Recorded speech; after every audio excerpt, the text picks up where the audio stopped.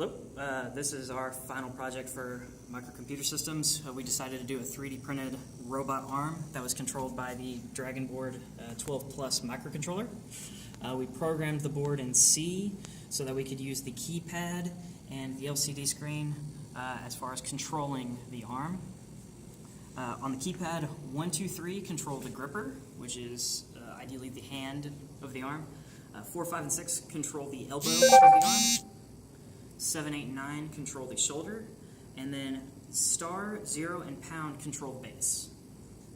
And what you can do is we also have A, B, C, and D, and each of those buttons give instructions on what part of the arm it controls on the LCD screen, corresponding to the buttons that are to the left of it. So A would show that buttons 1, 2, and 3 control the gripper.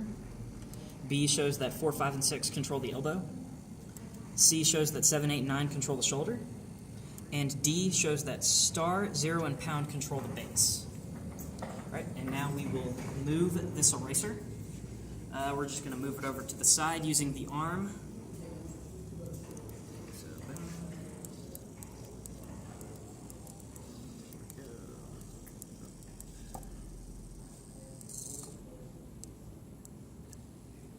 So,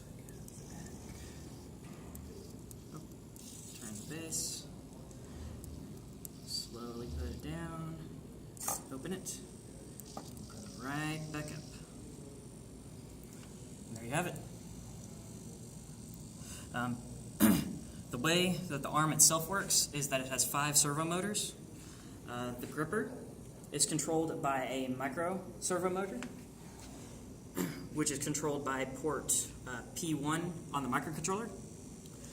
The elbow is controlled by a Futaba S3004 servo. This is controlled by port 3 on our microcontroller. We actually set up to where these two are controlled by port 5.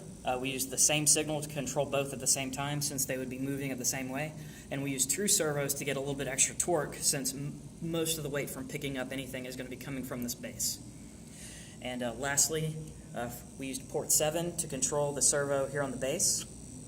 And the thing about the servos is they go about 180 degrees. The good thing about that is using a servo for the base, we prevent wires from getting tangled up because you only have the certain amount of degrees you can go in. We programmed the board in C. It utilizes the keypad and the LCD screen. What we did here was for the outputs, the port 5 actually had all of the outputs from this external power supply. The power supply is 5 volts, 1 amp. Then we put all of the servos in parallel, mostly all of them through this breadboard. We were able to put one directly into port 7.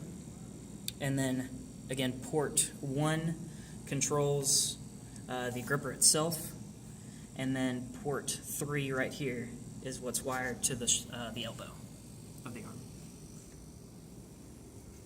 Is there anything else you'd like to say, Nader? No. I feel good. That's all. Okay.